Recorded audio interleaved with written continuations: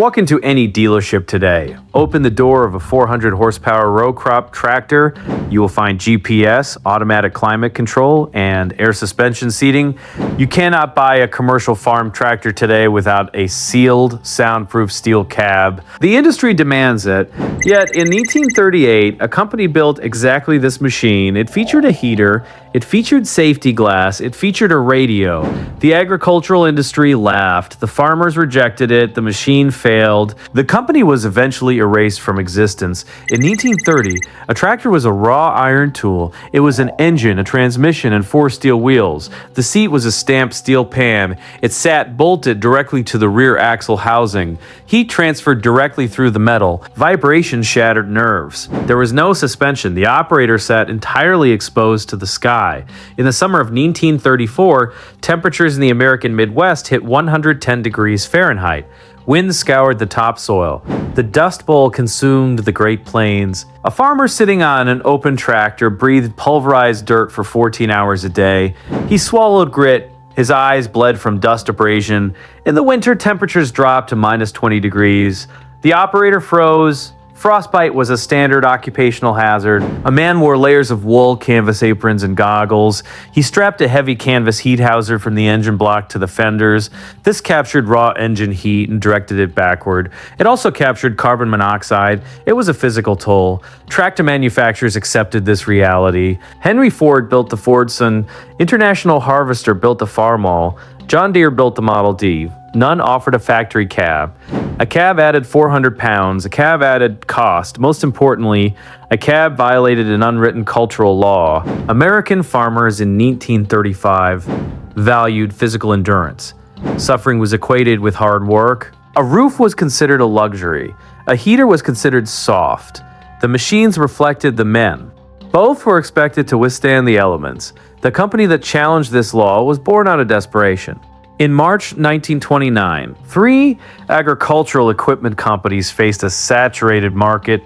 Minneapolis Steel and Machinery Company built heavy industrial engines and Twin City tractors. The Moline Plow Company manufactured tillage implements in Illinois. The Minneapolis Threshing Machine Company built massive grain separators in Hopkins, Minnesota. Separately, they were vulnerable. Together, they offered a complete full-line roster of farm equipment. They merged, they formed the Minneapolis Moline Power Implement Company.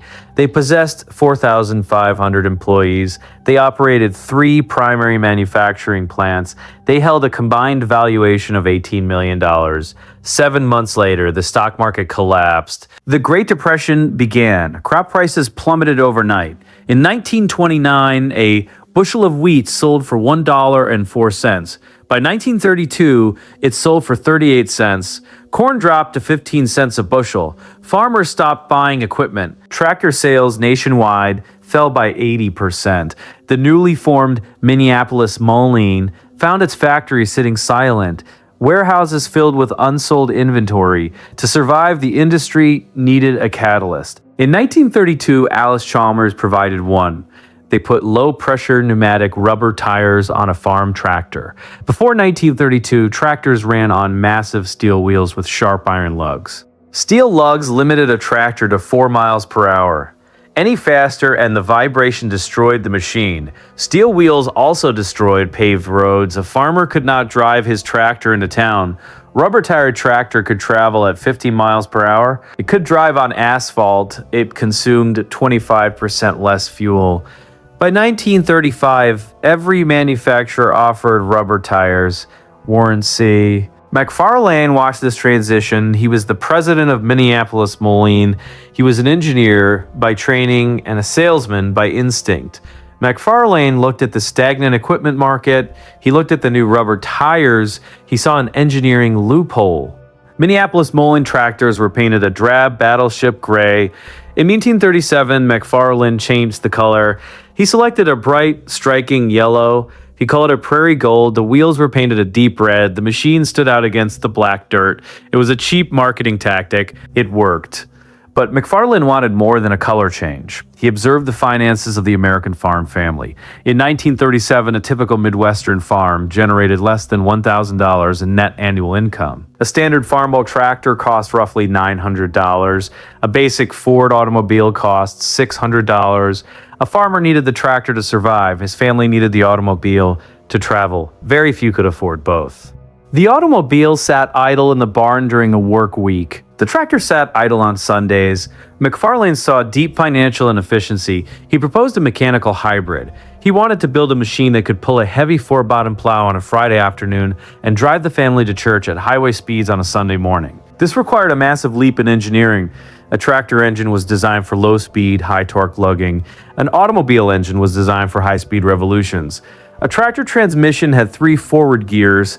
An automobile had entirely different gear ratios. A tractor had no suspension. An automobile rode on leaf springs. McFarlane ordered his engineers to bridge the gap. They took the standard Minneapolis Moline Model U tractor. The Model U was a proven, rugged row crop machine. It featured a 283 cubic inch 4-cylinder engine. It produced 40 belt horsepower. They stripped the Model U down to its bare chassis. They replaced the standard 3-speed transmission with a complex, heavy-duty 5-speed gearbox. The first 4 gears were standard agricultural ratios. The 5th gear was an overdrive. It was geared incredibly high. They installed automotive-style drum brakes. They fitted massive, high-speed pneumatic tires. They removed the stamped steel tractor seat. They installed a cushioned automotive-style bench seat. They added a secondary jump seat for a passenger. Then, they built a fully enclosed steel house around the operator. They did not simply bolt a metal box to the fenders. They designed a custom-fitted aerodynamic steel cab. It mirrored the styling of a 1938 Lincoln Zephyr. It featured sweeping fenders. It had a sleek, sloping fenders. It had a sleek, sloping rear profile. It possessed automotive safety glass windows. Inside the cab, the engineers installed automotive components. They fitted a hot water heater. They mounted an electric windshield wiper. They installed a rear view mirror. They bolted a glove box into the dashboard. They added an electric cigar lighter. They installed a broadcast radio with an antenna. In 1938, a radio was an expensive option on a luxury car. McFarland made it standard equipment on a farm tractor. He named it the UDLX. The U stood for the base tractor model. The DLX stood for deluxe. The company marketing department called it the Comfort Tractor. The prototype rolled out of the Hopkins, Minnesota plant in late 1937. It weighed 6,000 pounds. It stood nearly 7 feet tall. It gleamed in prairie gold paint. A test driver climbed into the cabin. He closed the steel door. He started the 283 cubic inch engine. He shifted the heavy transmission into the 5th gear overdrive. He drove the 6,000 pound farm implement out of the factory gates and onto a paved public highway. He pressed the throttle. The machine accelerated. It passed 10 miles per hour. It passed 25 miles per hour. The heavy agricultural steering box wandered. The massive rear tires hummed on the asphalt. The driver kept his foot down. The speedometer needle climbed. It hit 40 miles per hour. A 3-ton piece of farm machinery was traveling at highway speeds. Inside the cab, the driver turned on the radio. He rolled down the safety glass window. He was warm. He was clean. He was driving the future of global agriculture. McFarlane believed he had solved the American farmer's greatest financial dilemma. He believed he had eliminated the physical toll of the profession. He believed the UDLX would secure the legacy of Minneapolis Moline forever. He was wrong. McFarlane authorized full production. The UDLX hit dealer lots in 1938. The marketing department printed glossy full-color brochures. They bought full-page advertisements in national farm journals. They loaded the UDLX onto rail cars. They shipped them to state fairs across the American Midwest. The demonstration is the sale. The sale is the demonstration salesman invited farmers to sit on the cushioned bench seat. They invited them to close the heavy steel door. They invited them to turn on the radio. The farmers looked at the machine. They looked at the price tag. In 1937, net farm income averaged $960. A standard farmall tractor cost $900. A standard Ford V8 automobile costs $600. The UDLX Comfort Tractor costs $2,155. It cost over $43,000 in today's money. A farmer could buy a separate tractor and a separate automobile for $1,500. He would still retain $655 in cash. The UDLX cost more than both machines combined. The economic premise collapsed immediately. The timing was disastrous. In late 1937, the United States economy contracted. The Roosevelt recession began. Unemployment spiked to 19%. Grain prices dropped again. Cash vanished from the rural economy. Farmers deferred equipment purchases. They certainly did not buy experimental luxury machines. The price was the first barrier. The culture was the second. Agriculture in the 1830s demanded stoicism. A man proved his worth through physical suffering. A farmer battling the elements was respected. A farmer isolating himself from the elements was suspected. Neighbors watched each other. They judged equipment choices. A UDLX rolling through a small town drew stares. It drew mockery. The radio antenna was considered an absurdity. The cigar lighter was considered an insult to the profession. A man working in a heated steel box was considered soft. The machine carried a heavy social stigma. The mechanical reality compounded the problem. McFarland promised a machine that could plow all day and drive to town at 40 miles per hour.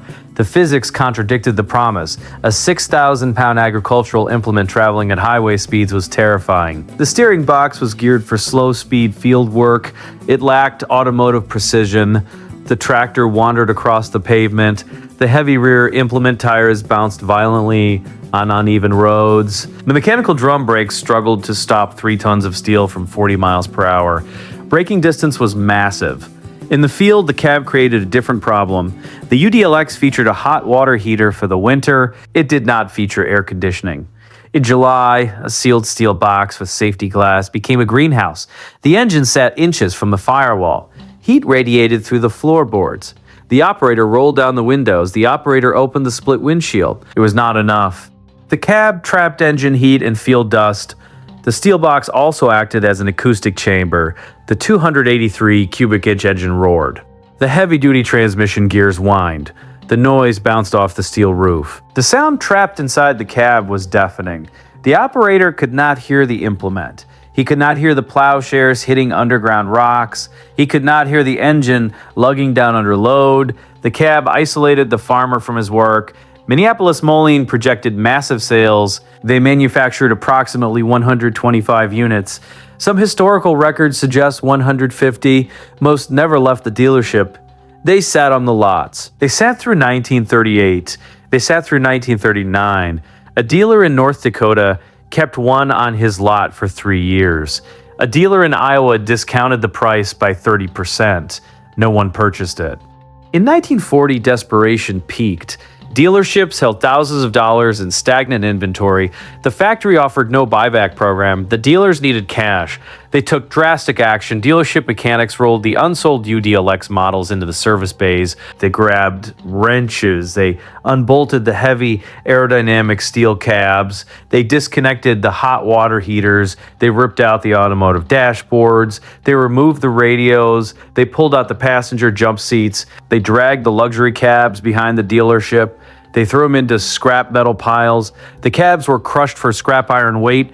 The mechanics bolted standard stamped steel pan seats onto the bare transmission housings. They sold the stripped machines as standard, open-air Model U tractors. They erased the innovation to make a sale. The cabs became scrap metal. McFarland accepted the defeat. Minneapolis Moline abandoned the comfort tractor. They abandoned the high-speed hybrid concept. The UDLX experiment ended in total commercial failure. The company pivoted. They realized the American farmer did not want luxury. The American farmer wanted brute force. Minneapolis Moline focused entirely on massive row crop power. They designed the G Series. They released the G704. They released the G1000. They designed the A4T 1400 articulated four-wheel drive tractor. They pioneered factory-installed liquefied petroleum gas engines. LP gas burned clean, it prevented carbon buildup, it extended engine life significantly. Minneapolis Moline engines became legendary for their durability. They built power units for irrigation pumps. The engines ran 24 hours a day for months without stopping. They built a 504 cubic inch engine. It possessed 6 massive cylinders. It weighed over 1,000 pounds alone. It produced 110 PTO horsepower. The G-Series tractors weighed 11,000 pounds. They pulled heavy implements through compacted clay. They did not travel at 40 miles per hour. They did not feature broadcast radios. They were raw, unshielded iron. They succeeded. Minneapolis-Moline became a heavy pulling legend in the American Midwest. Sales rebounded. The factories in Hopkins ran at full capacity. The independence did not last. By 1960, the agricultural landscape shifted again. The market demanded massive capital for research and development. Independent manufacturers struggled to fund new engineering programs. Giant corporations dominated the industry. John Deere and International Harvester controlled the market. In 1963, the White Motor Company acted. White manufactured heavy highway trucks in Ohio. They wanted to dominate the agricultural sector. White purchased Minneapolis-Moline. They paid approximately $21 million. White also acquired Oliver. White acquired Cockshut. White held 3 distinct historic tractor brands under one corporate umbrella. For 6 years, White allowed Minneapolis-Moline to operate. The Hopkins plant continued building tractors. They continued painting them prairie gold. The engineers continued designing heavy-duty machines, but the corporate strategy shifted. In 1969, White Motor Company reorganized. They consolidated engineering divisions. They closed independent test facilities. They initiated aggressive badge engineering. A factory built one tractor chassis. They painted it green, applied an Oliver decal, and shipped it. They painted the exact same machine yellow, applied a Minneapolis-Moline decal, and shipped it. The mechanical soul of the brand died. The unique engineering ceased to exist. In 1974, White executed the final phase. They eliminated the separate brand identities. They discontinued the Prairie Gold paint. They discontinued the Oliver Green paint. They painted every new machine silver. They applied a single decal. It read White. The Minneapolis-Moline name was erased from the market. The Hopkins factories eventually closed. The assembly lines were dismantled. The remaining corporate assets were liquidated. The company that merged in 1929 ceased to exist. The brand that pioneered the enclosed tractor was deleted from the industry roster. White Motor Company itself eventually collapsed in the 1880s. The entire lineage was wiped out. The dealers were gone. The factories were gone. The name was gone. The industry ignored the UDLX. They ignored the cab. But the physical toll of farming remained. It took decades for the culture to shift. In 1966, John Deere offered a roll guard protective canopy. It was an open steel cage. In 1972, John Deere introduced the Sound Guard body on their Generation 2 tractors. It was a fully isolated rubber-mounted operator station. It featured a curved windshield. It featured a heater. It featured factory air conditioning. It featured an AM/FM radio. 34 years after McFarland bolted a steel box to a Model U chassis, the industry caught up. The farmers did not laugh at John Deere. They bought him by the thousands. By 1985, open-air tractors disappeared from large-scale American farming. By 1995, a farmer expected a CD player.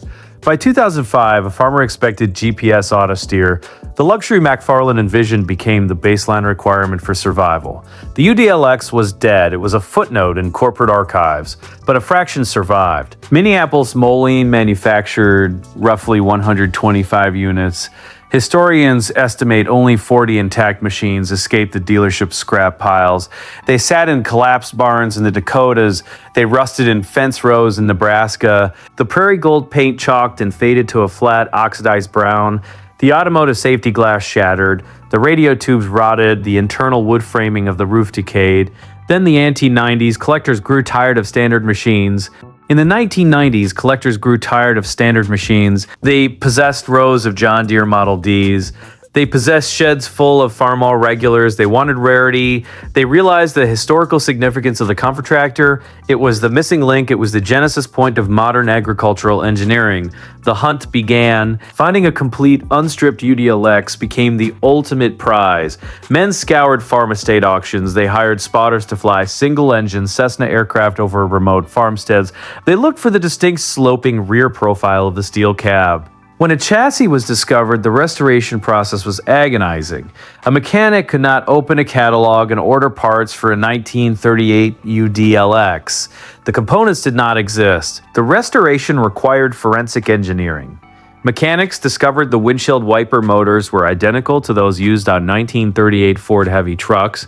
They sourced them from junkyards. The dashboard gauges were specific to Minneapolis Moline. They had to be reverse engineered and custom machined. The complex 5-speed overdrive transmission required bespoke gear cutting. A single transmission rebuild consumed 400 hours of labor. The financial valuation exploded. It followed a steep trajectory. In 1938, the UDLX cost $2,155. In 1988, a rusted chassis sold for $15,000. In 1998, a partially restored unit sold for $40,000. In 2010, a fully restored UDLX crossed an auction block for $100,000. The escalation continued.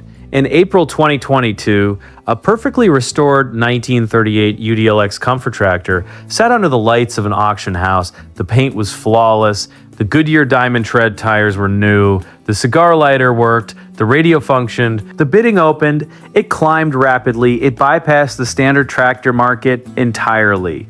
The hammer fell. The final sale price reached $175,000. In today's money, that is over $200,000. The farmers of 1938 refused to pay $2,155. The collectors of today pay 80 times that amount. A machine designed for heavy utility became a stationary museum piece. It sits in climate-controlled garages. It never touches a plow.